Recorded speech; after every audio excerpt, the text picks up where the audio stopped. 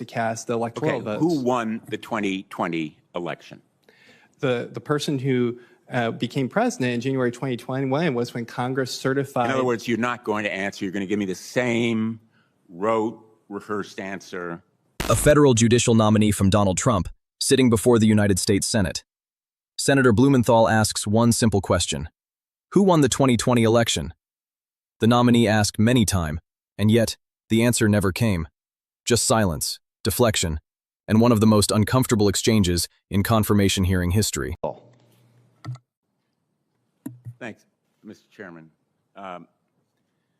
Smith, you signed an amicus brief in December of 2020 supporting an effort to dispute the outcome of the 2020 presidential election. I've been asking all of the nominees about who won the 2020 election.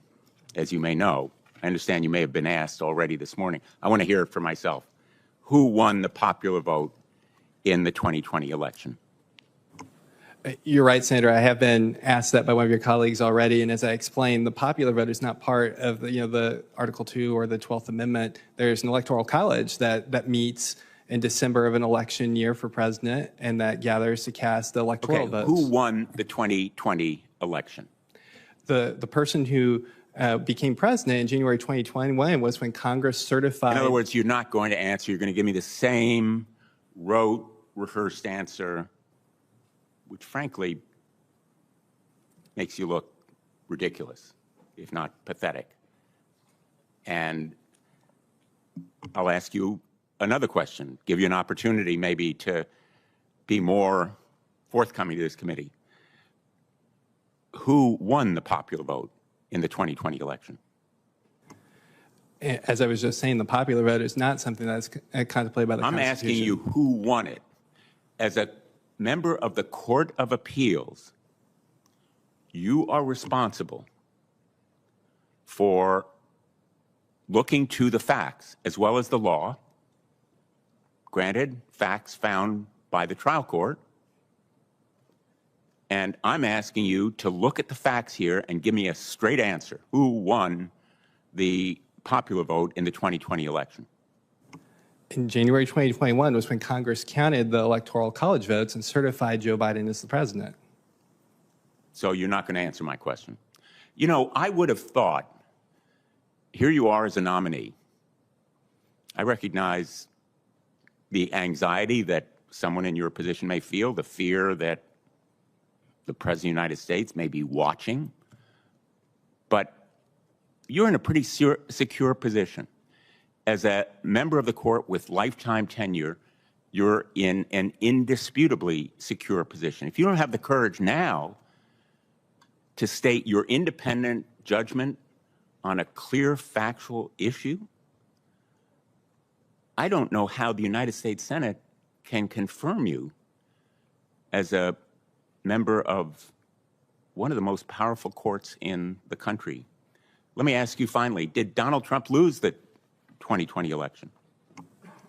As I said a moment ago, Senator, when Congress counted the electoral college votes in January 2021, Joe Biden was certified as president. Let's try another topic. Was the United States Capitol attacked on January 6th, 2021?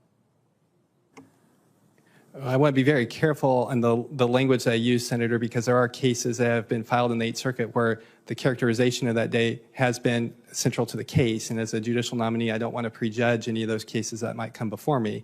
I believe Have you seen video footage of that attack? I've seen the news reports from that day, yes, Senator. And what did you see in those videos? I think what the Supreme Court in the three cases that they have handled that have issues related to that day, the Trump versus Anderson case out of Colorado, the Trump versus United States case that I was privileged to handle. Did you see people punching Capitol police officers? They're the ones outside this hearing room protecting us. Did you see the violent attackers punching, kicking, beating Capitol police officers?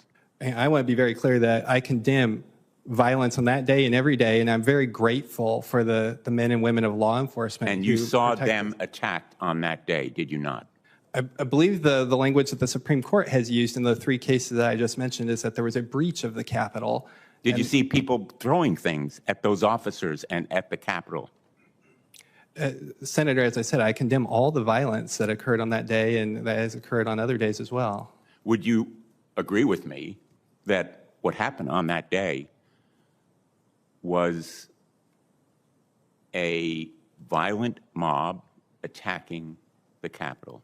You've seen the videos. I have seen the videos, yes, Senator. You would agree? I will say what I've said several times now, that I condemn the violence, and I would use the language of the Supreme Court in those three cases, the Trump versus United. I really regret that you don't have the grit to stand up and speak out on an issue of such fundamental importance, and that you are, in effect,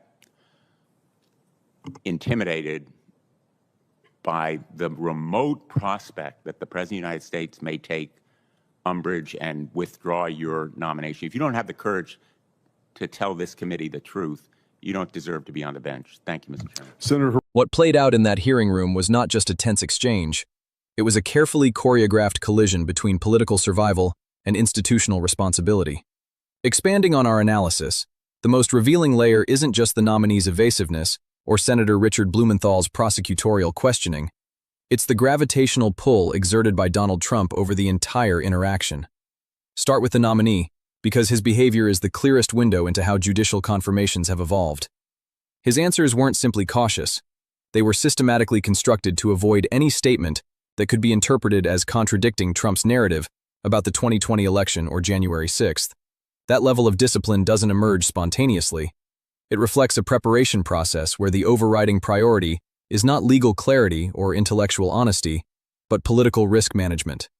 In prior eras, nominees were certainly careful. They avoided prejudging cases, declined to speculate on hypotheticals, and leaned on precedent. But what we're seeing now is different in kind, not just degree.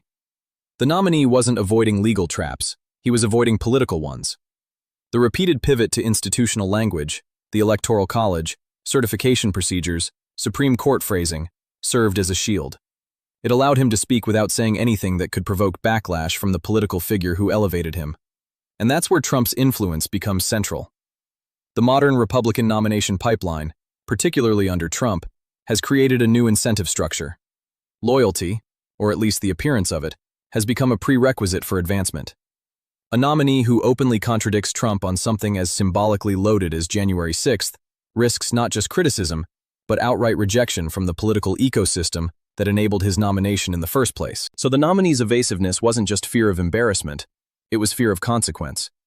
In that context, every non-answer becomes more understandable, but also more troubling. Because the question isn't whether he knows the factual reality, it's whether he feels free to acknowledge it. The January 6 exchange is the clearest example of this dynamic. Language matters enormously in law and politics, and the choice to describe the event as a breach rather than an attack or violent assault is not neutral. It's a calibrated linguistic compromise.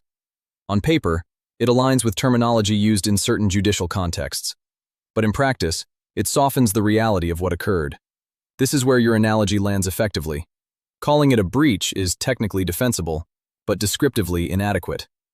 It strips away the human element, the violence against officers, the chaos, the intent to disrupt a constitutional process, and replaces it with something sterile and procedural. That kind of language doesn't just obscure reality, it signals alignment, or at least non-opposition, to a political narrative that seeks to minimize the event. And again, the key question is why? The nominee isn't operating in a vacuum.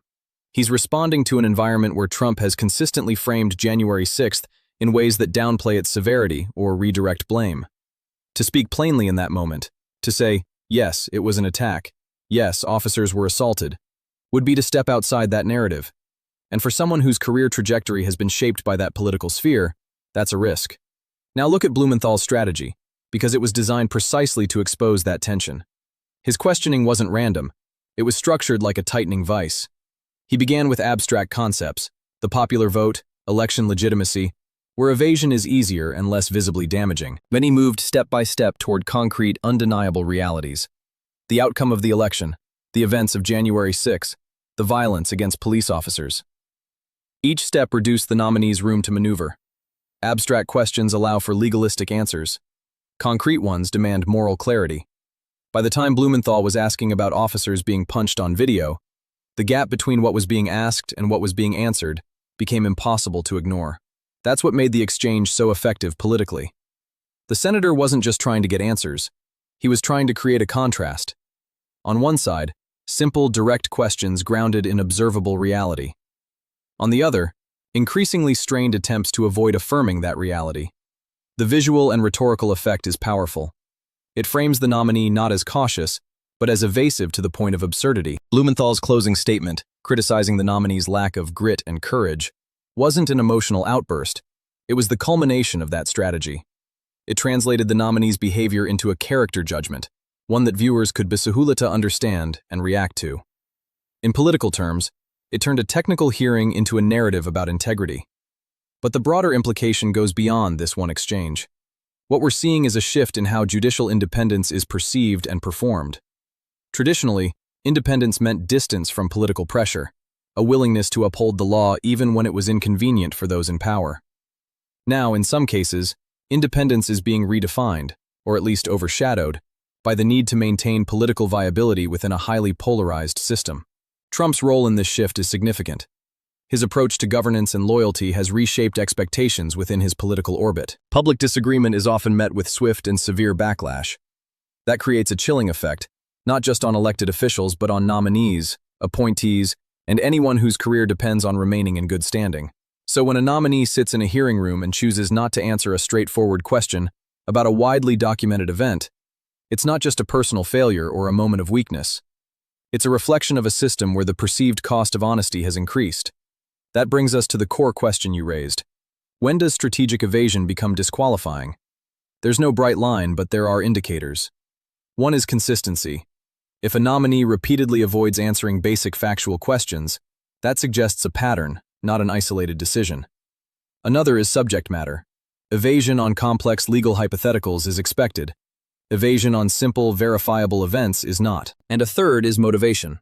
If the avoidance appears driven by political considerations rather than judicial principles, that undermines confidence in independence. In this case, all three indicators are present.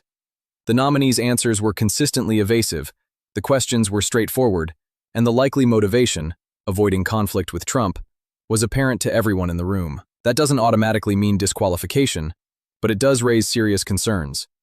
Because a judge who feels constrained in a confirmation hearing may also feel constrained on the bench. And the stakes there are far higher. Ultimately, this exchange tells us less about the individuals involved and more about the system they're operating in. It shows how political incentives can shape behavior even in settings that are supposed to be insulated from them. And it highlights the growing tension between loyalty and independence, a tension that is becoming increasingly difficult to ignore. If there's a takeaway, it's this. The health of judicial institutions depends not just on the qualifications of nominees, but on the conditions under which they are selected and evaluated. When those conditions reward silence over candor, the consequences extend far beyond a single hearing.